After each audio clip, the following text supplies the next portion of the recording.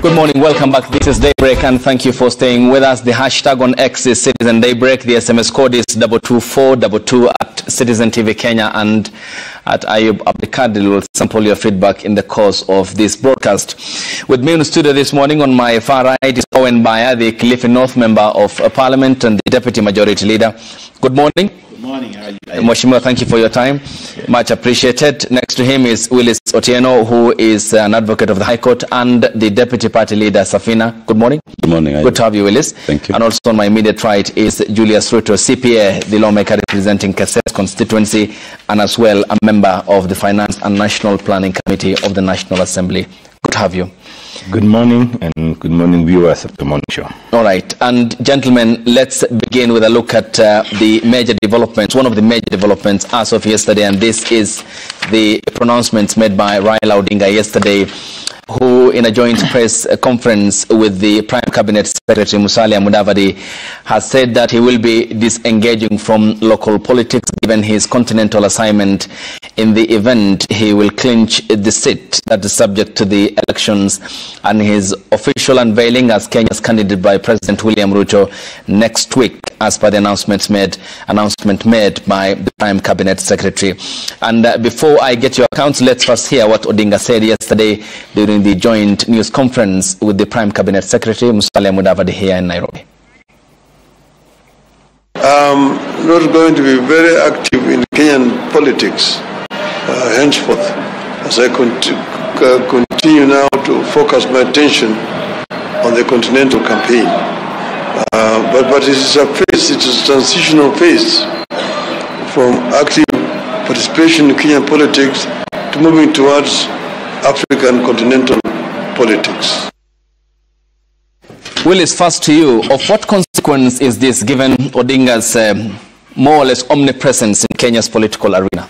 Now, the first thing we must acknowledge is that Raila Odinga has, in a way, he's been the most consequential politician in this country, in my view, since independence. Because if you look at the role he has played right from the Moi regime, the fight for multi-party democracy, championing for a new constitution, and having stood himself as president on 5 occasions, he's actually shaped all our political developments, and I believe in a more significant way than other politicians in the country, and more so if you look at the length of time that he's been actively involved in our politics. So his exit will definitely have a say, and it is quite commendable that he's doing it. He's putting his house in order. He's organized his own political party. Yeah. Translate his leadership. Those who are in high leadership have now been moved to serve with the UDA government. And also in the opposition, he has left us in a good stead. Jimmy Wanjigi is now the new face of opposition in this country. So in terms of how the country will move forward, Raila has done it very well. He has put everybody in their stead. He's left William Ruto to continue leading together with some of Raila's former party members or leaders. And the opposition has left Jimmy to take care of the opposition.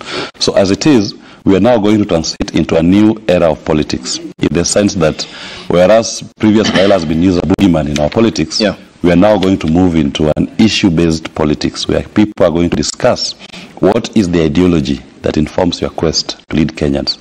And we will never refer to Raila as the one who has caused this. We will blame Raila for whatever failures that a government or a political party will face.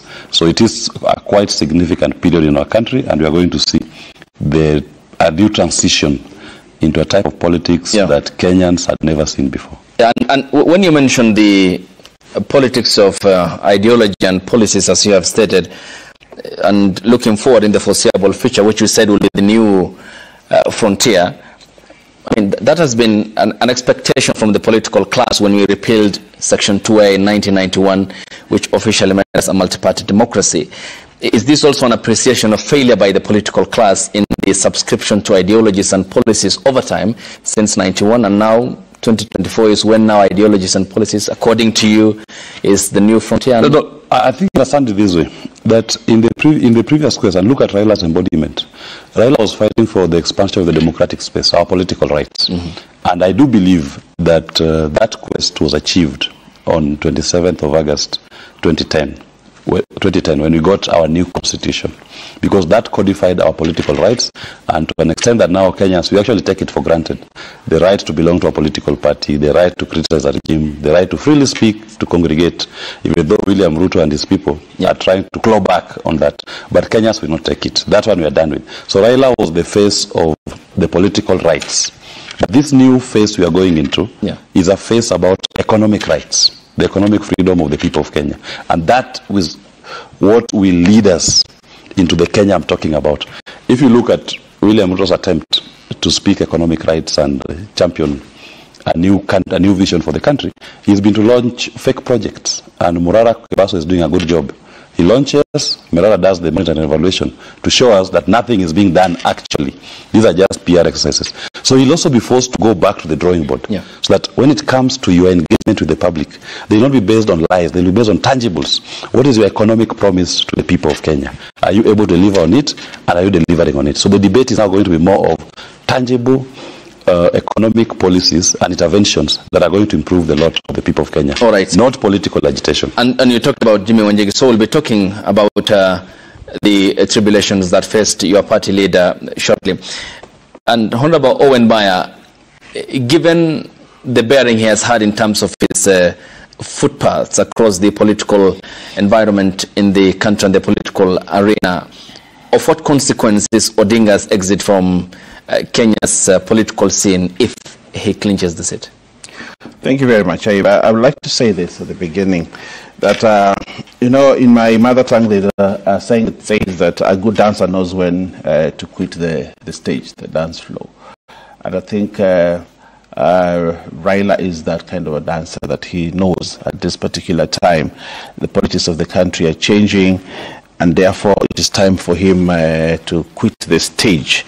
But having said that, you also see a very careful Raila Odinga, who has meticulously planned his exit. First, he takes the opportunity that Gen Z provided to reorganize his party, and also ensure that he does not leave ODM as an orphan party, and therefore comes in this kind of a deal, quote unquote deal, where he allows President William Ruto to actually take in part of the top leadership of ODM, that's the party chairman, the two deputy party leaders, into government, and allows kind of an arrangement where ODM is not left as orphaned, and then he goes for the AU job and knows that probably he has completed his project Kenya, democratization process, constitutionalism, and all those kind of things, therefore now wants to move on into the continental stage. So we see Raila Odinga at his best in terms of planning, in terms of political planning. And again, I would like to say this: it is good for the country. To answer your question, it is good for the country in the sense that now we move to a higher level of politics as a country, in the sense that having Raila Odinga out of the stage, we have good new ideas coming in. Every political year or every election year, the same things that Raila Odinga has been saying from 1997 are the ones that run political campaign. The same war, the same strategy, the same everything. But I think as a country, we are transitioning to a new phase of politics, a phase which, in my understanding, is good for the country. If you look at countries that always have new candidates within a general election, you actually see a higher climb in terms of politics of a country, a higher climb in terms of economic development of a country, instead of when you have the same candidate each year for the last 5 terms. You get actually bogged on the same ideas. So for me, this is a new political space for Kenya. A new leadership will emerge, and that new leadership will bring in new ideas. It will bring in new energies in politics. But just like as Willis has said, President William Ruto has attempted, the first person to attempt to remove Kenyan politics from the politics politics of personality, politics of tribes, politics which probably Raila Odinga rode on. Yeah. Now, he introduced the issue of economics when he brought the issues of Pesa Mfukoni, he brought the issues of economic development.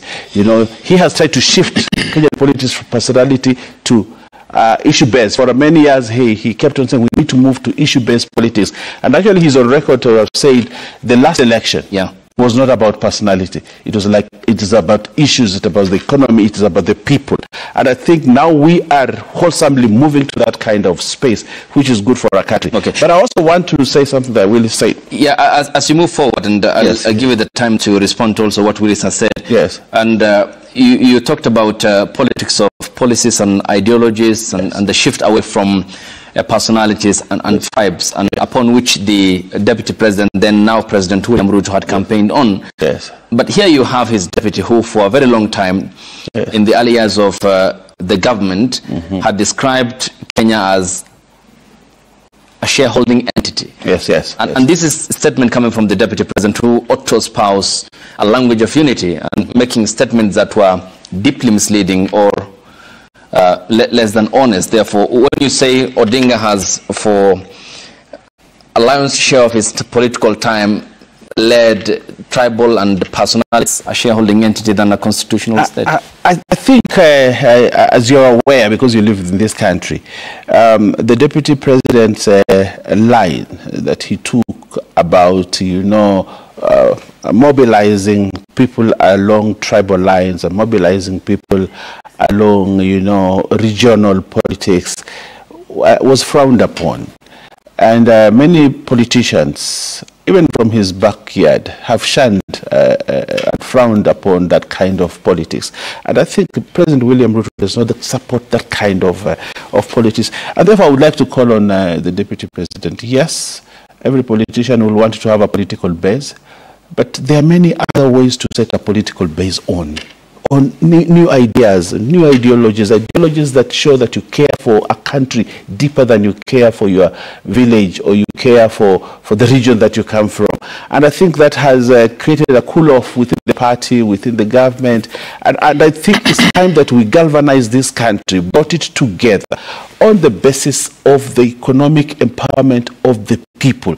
President William Ruto, for the first 2 years, for the first probably 18 months he was in office, he's tried to project Kenya as an international powerhouse, you know, traveling from one city to another, attracting the attention of the world to Kenya, and therefore taking Kenya to another level. But then we cannot have his deputy on the other side, respectfully, really trying to pull the president into the village, trying to pull the country into village politics.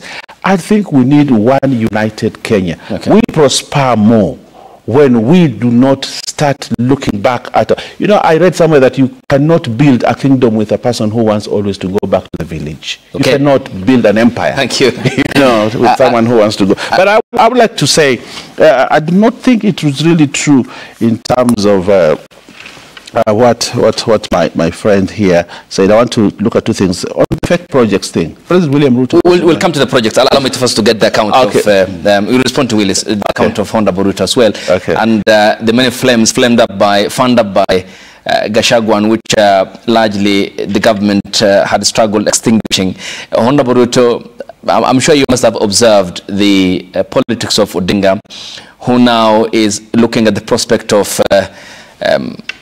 no longer engaging in active politics, though it's also a requirement under the AUC guidelines and regulations that you're not allowed to participate or take part in active politics in your country. Then what bearing do you think this can have on the political scene in light of 4 ODM members who are also named as cabinet members by the president? Thank you so much, Hayup. First of all, allow me to appreciate and to thank His Excellency Raila Amolo Odinga. In my community where I come from, there's a saying that, you know, a native bull, you know, the one that is humble up, will not die with it. By the time it's getting old, that humble will have fallen. It means something, you know. Raila politics and existence in Kenya has carried some big significance for the last 40 years before, you know, after Jomo Kenyatta Moi came in, the song, the narrative was about Mageuzi. It was about reforms. Section 2A. They pushed President Moi to remove Section 2A of the Constitution then at that time to allow multipartyism. That is what we will speak about Raila Amolo Odinga. The current space of democracy, which I want to believe in Africa and the whole world, Kenya is a classical master's class of democracy, a country that has really tested the fruit of democracy, freedom of expression. You can say anything the way you feel it, as you want to say it, and nobody will condemn you about it because of the space that one Raila Amolo Odinga, among other leaders, fought into of that space and allow everybody to grow. The issue of succession politics is also here. I mean, me as a young politician, I'm just joining politics, but I feel now I have space because unlike there before where we used to look upon some few individuals to give direction, Raila has allowed his backyard and his constituent to be able to rise.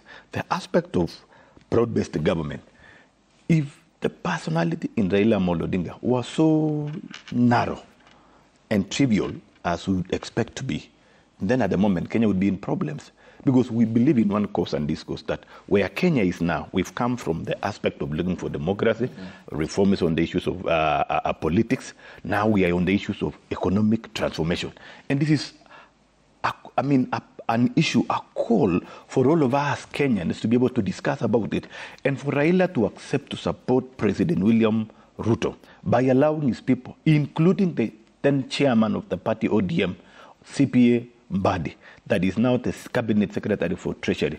It demonstrates the clarity of where Raila Amolo Odinga would wish Kenya to be, and allowing that from the expertise, knowledge, and the background he's been trying to preach about, combined together with the agenda of William Samoei Ruto, putting together and allowing this discourse that Kenya should move and be able to now be liberated from the shackles of economic turmoil that we've gone through. You know, Kenya for a long time, we've been living as a trading economy. And this one is no longer sustainable anymore. So we need now to appreciate this one and be able to catch our way forward. Number two, Raila Amolo Odinga has done a lot by supporting this country. But also there is time for everything.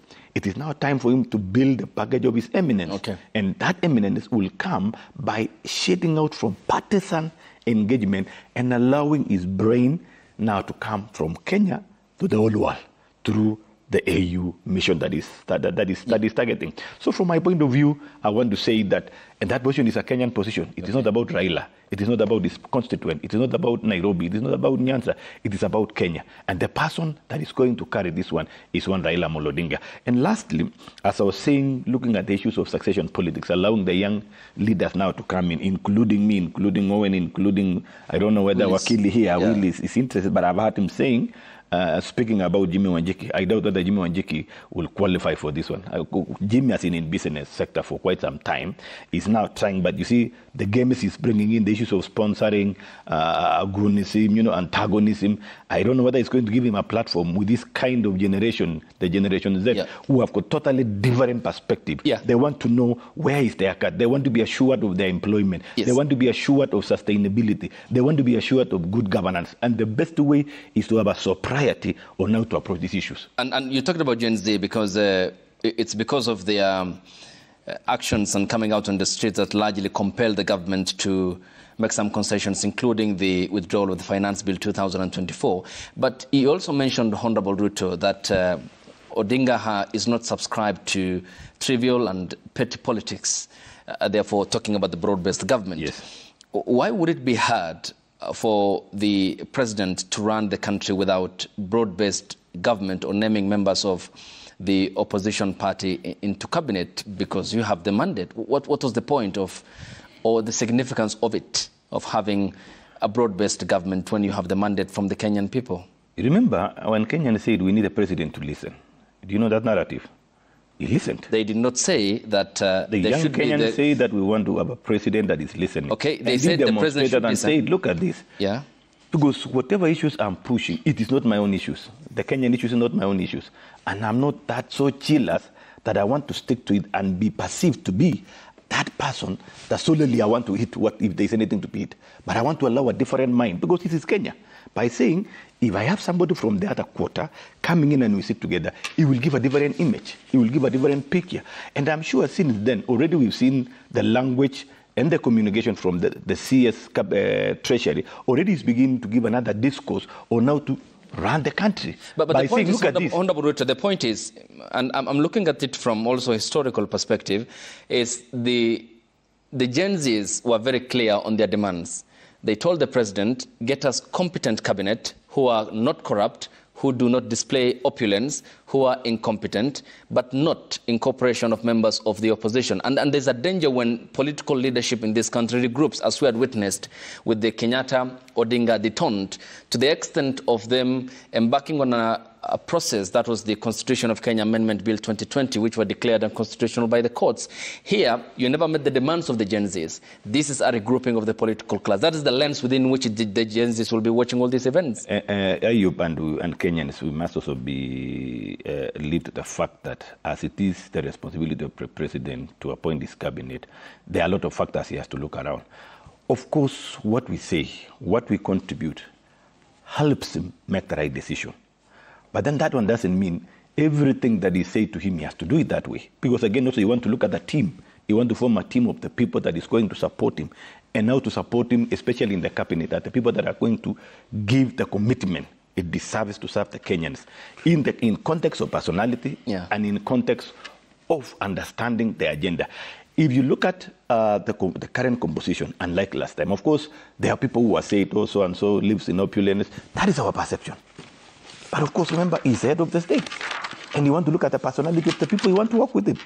So sometimes we will not reduce our presidency to a corner that everything we want to say agitate, and we expect him to always take it. But already we have to appreciate that for the first time, he never held a difficult ground, hard ground. He yielded. Look at the people that he has brought in place. Can you imagine a president allowing somebody whom recently during the contest they never agreed to get in the same agenda? CBA John Batty is a professional accountant. He's a seasoned leader. So for that purpose, we expect him to come with broad and enriched knowledge and understanding in supporting the president to deliver. Okay. And look at this. This is Kenya. It's not about William alone, isn't it? So I know people would want to say, oh, we want to see Honorable Murkomen coming back. The other day we were talking about opulence and what. Of course, if we want to look at everybody, we will not miss weakness. Even in you, if we begin to describe you, we are human beings. Yeah. So please let us not reduce Kenya to a small. So what president are we going to set? If today I don't like your tie, I critique the tie you put in, you go and change. I mean, not necessarily. Is that the country that we want to lead? Not necessarily. But the point is the leadership failure, which lacks vision that we have had over time. Please and let us appreciate and support the president. For the first time, we are experiencing what we call broad-based government. Okay, it has never been there. So let us give it time, and we will see the yield out of this one. We will set a learning from there. Okay. Then the future governance will have put something from there. Yes. We'll talk more about that. And look at this. We are shifting from the tribal politics. We are shifting from the ethnical politics. We are shifting on the personalized politics. And we are saying it is possible to have a government where you see the face of Nyanza, you see the face of Northeastern, you see the face of Coast, you see the face of Mount Kenya, you see Nairobi, you see the whole map of Kenya participating in running the affairs of the country and building up independence. Look at this. I want to see Joho, who has been campaigning on different platforms, coming with some sense of independence and say, look at this on matters of blue economy. And from the experience coming from the coastal area, this is how it's going to contribute to the success of Kenya. And inclusivity is a constitutional requirement, though. That is yes, Willis. I want to say this. I'm listening to my friend here, and I'm actually struggling to understand him. Because Mheshimiwa never saw any problem with the previous cabinet. There is no public record of him at any given point saying that this cabinet that William Ruto has put in place after the 2022 elections has failed or is failing Kenyans. In fact, he was a praise singer, praising them for doing an excellent job. Now, the same person today is sitting on national TV telling Kenyans that now the best thing after sliced bread is this broad-based government. Now, if the last one didn't have a problem, according to him, a new one is put up in place, and he's telling us, even this one is very good. You know, the problem of being a leader who waits to be told what to do, jump and you, as you're up, you ask, how high should I go? Hope you're not looking at the bingy bongy. You do not. You know, the bingy bongy. Picky Ponky what brought you into office. Yeah. You didn't do a fair election, that's why you're there. It was Picky Ponky and you became an MP and Ruto became a president. But let's be genuine. When you look at the demands of Gen Z that went out to demonstrate, there was nowhere that Gen Z said, we want the opposition to form a broad-based government. There was nothing about that. In fact, they just said their demands were very explicit. But Kenya Kwanza having failed and William Ruto having failed, they are now trying to rely on Raila Odinga's energy to survive. In fact, this government, as we speak today, it's living on Raila Odinga's energy. You take that energy away, this one will collapse even tomorrow. We will not even get tomorrow evening. So they need to introspect and ask, where did the rain start beating us as Kenya Kwanza? Mm-hmm. And if they do a true introspection, they will realize that to them, leadership was not about the people of Kenya. Leadership was about individuals, themselves acquiring largesse, themselves becoming rich, while the nation is becoming poorer. And if you look at what the trigger in my view, because the issues were there, but the trigger was the finance bill. That is just what I can say that what made all Kenyans now to come out at once. And the moment they got Raila Odinga's energy, you see the first thing they're trying to do is to bring back the finance bill through the back door. It means they've not even internalized understood what is it that Kenyans are complaining. What is the meaning of back door? Listen, I gave you time. Yeah. So even for us, what we are saying is this. If the issue that triggered this was the finance bill, the main issue was the economic pain that the people of Kenya are facing. It was not about that we want to see Mbadi, we want to see Wandai, Joho, Paranya as CSS. Nobody, I never saw even any single placard saying we are demanding that the minority leaders of the opposition join the government. Mm-hmm. They were very explicit things. So Kenya Kwanza needs to sit down and say, your problem is the economy. Your largest expenditure item out of your revenue is called debt finance. And this debt finance is taking 80% of your revenue. Can we look into it and try to ease your pain? But if you keep coming to Kenyans every day that we want to raise this tax, we want to raise this charge, you are going to see a new demonstrations that will be bigger than what you saw. If we thought that June 25th was a big day, the next one will make June 25th to be child's play. All right. Because thinking that they have overcome the challenge by bringing in Raila's people. I like it that Raila's gone. He said he's going to AU. He's left us with William Ruto and Kenya Kwanza to deal with. And when he talks about Jimmy Wanjigi, if Jimmy Wanjigi was nothing as he's trying to put it, they will not be sending over 500 police officers to raid that gentleman. They will not be ignoring court orders that have told them stop arresting Jimmy Wanjigi. Okay, until you hear the case. we'll talk about Willis court orders, our democracy and institutions, and some of which, as we had earlier talked about, gentlemen, as a result of the efforts that brave Kenyans had to bear in times of political space that largely was characterized or underpinned by autocracy in the early 1990s, and what we have achieved so far after the break is when we are going to be talking about that, because that's very key and important. The hashtag on X is Citizen Daybreak. The SMS code is 22422 at Citizen TV Kenya, at Ayub Abdikadir, and we'll be sampling your feedback in the course of this broadcast. We are back after the break here on the broadcast. Stay tuned.